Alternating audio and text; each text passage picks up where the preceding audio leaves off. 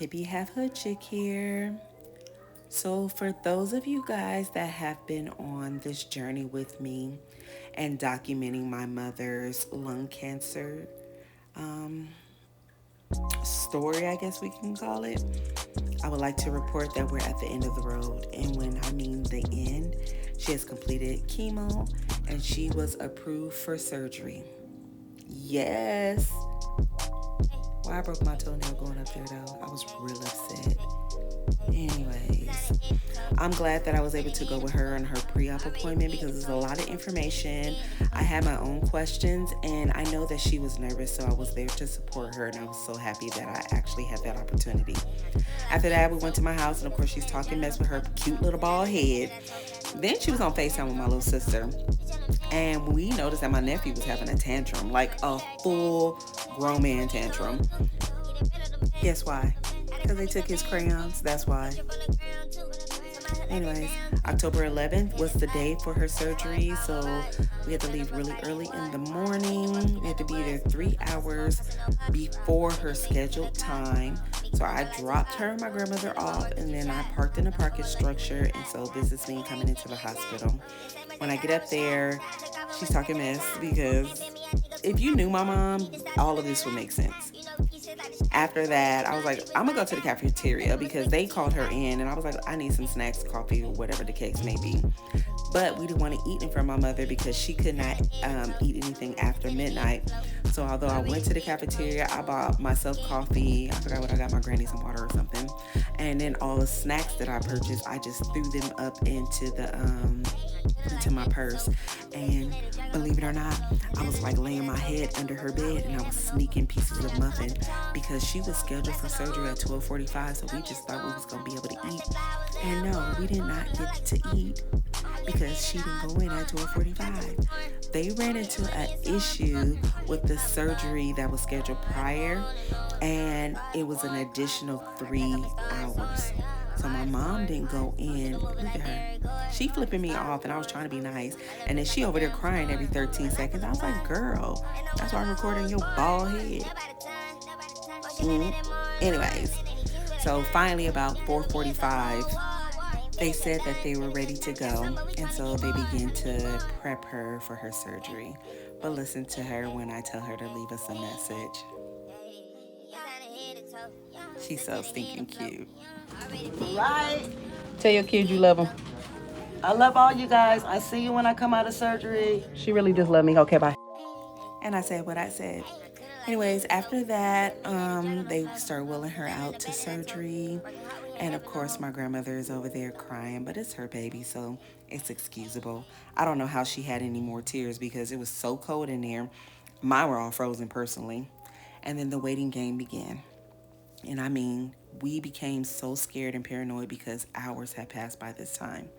Eventually, we get a call saying that we couldn't see her because they ran into some complications, but my mom insisted on letting us see that she made it out of surgery. Amen. Amen. Hallelujah. When we do it, praise dance, okay? Well, I'm glad it's over. And then now your hair can grow back. After seeing her like that, girl, I had to rush out of there so fast. I literally broke down. The next day, I made sure to make her tea, which is a post-cancer tea. I'm herbalist, so don't come for me. And yeah, so I had to make sure she was ready before I picked her up from the hospital. It's a post-cancer blend that I made for her. Don't mind me. I'm literally yelling at the elevator because if I push the close the door button, close the door. Close it. This is me picking her up after her stay at the hospital. She was so anxious to leave. She was like, get here early, pick up my medicine so that way we can go. She was ready to go, okay? I was trying to record them removing everything, but I forgot that I get lightheaded and queasy off of everything. So I swiftly moved myself away from what was going on over there, only to figure out or remind myself that we're on the 7th floor and I'm still scared of heights. So I was gagging either way. But look at the view. Oh, it's so beautiful. Listen to her, she crazy. Toilet paper. We could take it just in case.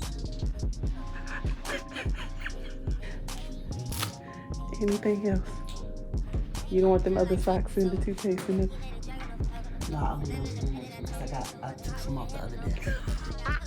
Okay. Once she packed up all the stuff she said her insurance paid for, I took all her stuff to the car and then I waited in the front until she told me she was here. And after me trying to be the gentleman that I am, this is how she greets me. I was like, girl, calm down. What are you trying to put me in the back for? I'm not. I took all your stuff already. Never mind. Okay. You got it? Hold on. Yep. Let me fix your penis. Oh, you too thick. My bad.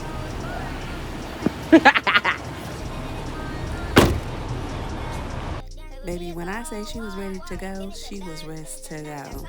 But she has a good support system because outside of me, my auntie has been helping. So has my best friend, who I also call my sister. You know, my husband, my son, and everything like that. But we take really good care of her at my house. It's easier here.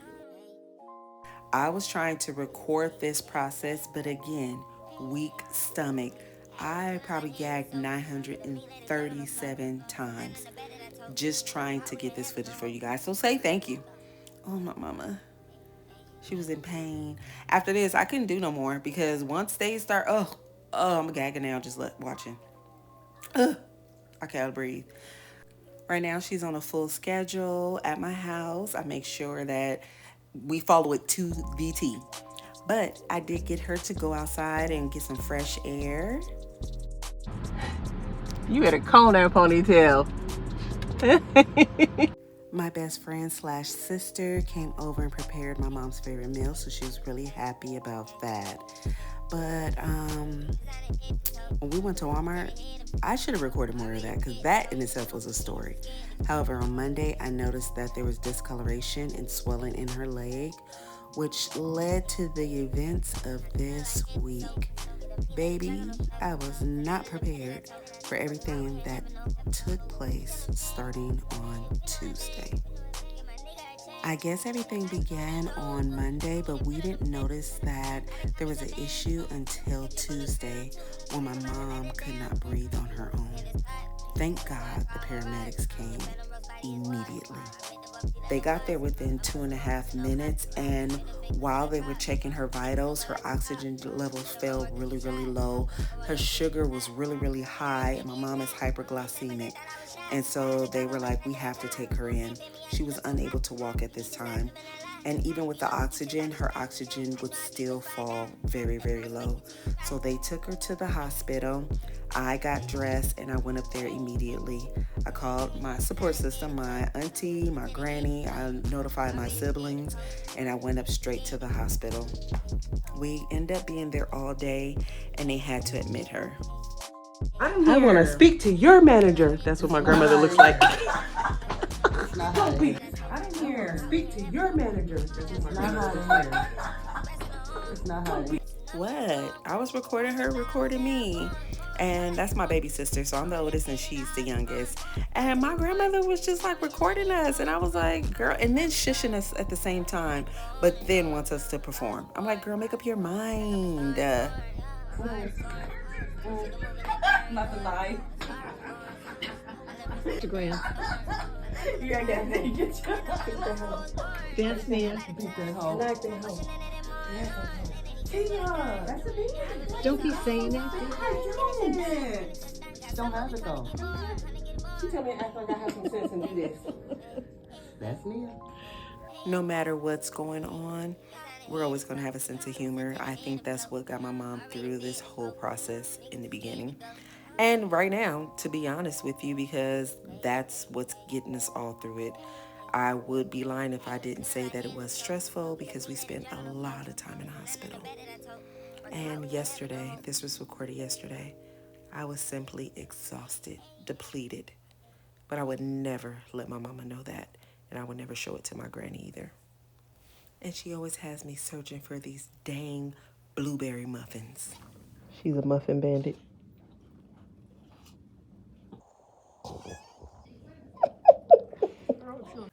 Yesterday was really hard, though. I will not lie. My mom ended up having to have an emergency surgery because when she was rushed out of the house, we found out that she had a blood clot that developed in her leg, and it traveled up to both of her lungs, the one that just had surgery as well as her left lung. Her left lung had more of the blood clots, so they had to go in and take them out because it was affecting her heart. So this is her returning. And I will not lie, I broke down. I had to leave the room and I went downstairs and I just cried, cried, cried because watching my mom hurt me. And I'm human. But at the end of the day, my strong ass mama kicked cancer's ass. She's officially cancer free. Until next time, bye.